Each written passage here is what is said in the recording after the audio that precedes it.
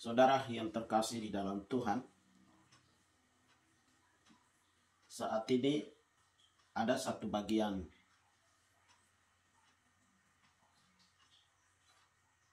kebenaran firman Tuhan yang terdapat di dalam Injil Yohanes pasal 1 ayat 11 dan ayat 12. Injil Yohanes pasal 1 ayat 11 dan ayat 12. Saya akan membacakannya. Bunyinya demikian. Ia datang kepada milik kepunyaannya, tetapi orang-orang kepunyaannya itu tidak menerimanya. Tetapi semua orang yang menerimanya diberinya kuasa supaya menjadi anak-anak Allah, yaitu mereka yang percaya dalam namanya. Saudara, menurut Injil Yesus Kristus,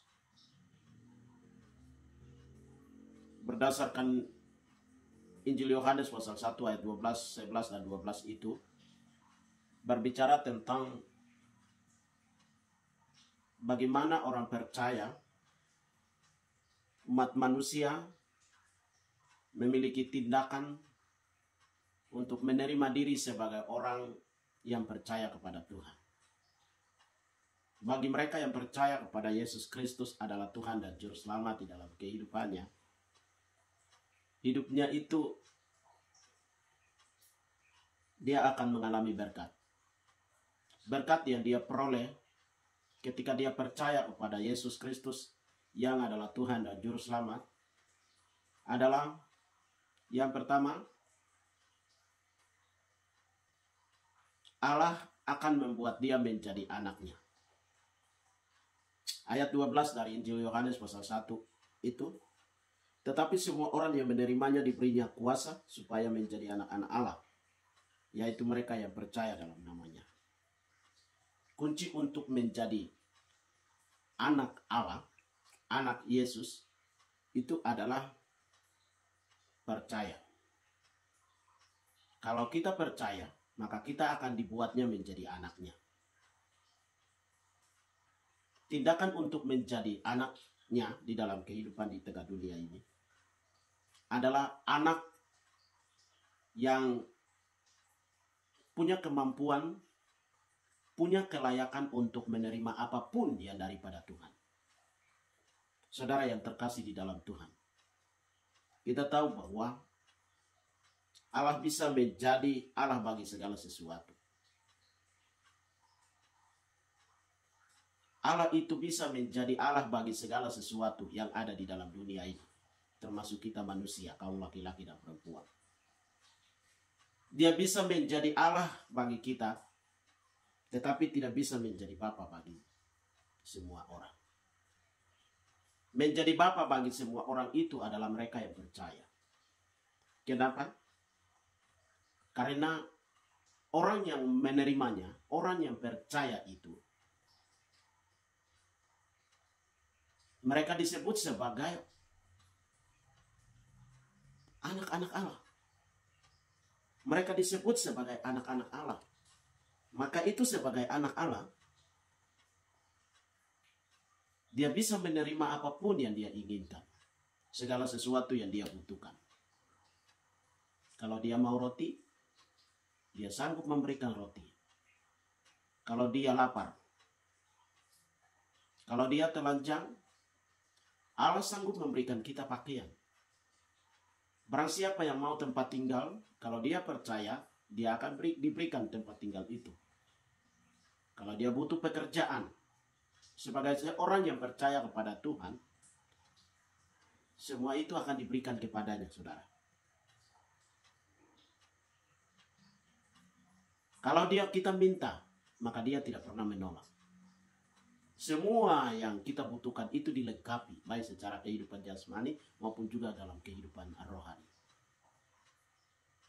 Karena kita sudah bayar dengan keyakinan kita, iman kita, komitmen kita, keputusan kita untuk kita mengiring Tuhan di dalam hari-hari hidup. Itu sebabnya kalau kita percaya kepada Yesus, dia membuat kita menjadi anaknya yang pertama. Yang kedua, Kalau kita percaya kepada Tuhan, kita tidak akan mengalami kematian yang kedua. Kalau kita percaya kepada Tuhan Yesus, kita tidak akan mengalami kematian yang kedua. Roma pasal 6 ayat 23. Upah dosa itu maut, tetapi karunia Allah, yaitu Yesus Kristus, memberikan kita hidup yang kekal. Barang siapa yang percaya kepada Yesus Kristus, dia akan mengalami kehidupan yang kekal, bukan kematian yang kekal. Saudara yang terkasih di dalam Tuhan, semua orang itu harus mati. Tapi kematian yang kedua tidak akan mengalaminya. Ibrani pasal 7 ayat yang 9 ayat yang ke-27 itu berkata, semua manusia yang ada di dalam dunia ini ditetapkan untuk mati. Tetapi dia akan menghakiminya. Penghakiman yang akan kita diadili oleh Tuhan, apakah kita percaya dengan sungguh atau tidak? Kalau kita percaya dengan sungguh, berarti kita akan lolos dari penghakiman itu dan akan memperoleh kehidupan yang kekal.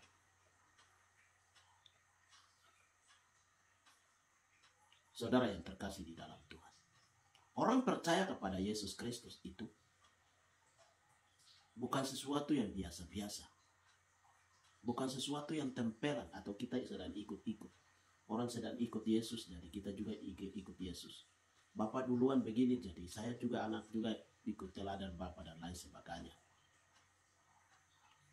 Keyakinan dan keimanan seperti ini keimanan yang sia-sia. Tapi keimanan yang sesungguhnya itu adalah mereka yang mengaku percaya pada Yesus Kristus sebagai Tuhan dan Juru Selamat dalam kehidupannya. Punya komitmen untuk mengiring dia baik ataupun tidak baik waktunya. Dan dia punya kerelaan untuk mau memikul salib. Demikian kebenaran firman Tuhan yang kita bisa belajar pada saat malam hari ini. Berkat yang kita peroleh ketika kita percaya kepada Tuhan. Kita dibuatnya menjadi anak-anaknya. Dan kita tidak akan mengalami kematian yang kedua. Tuhan Yesus memberkati kita sekalian. Salam.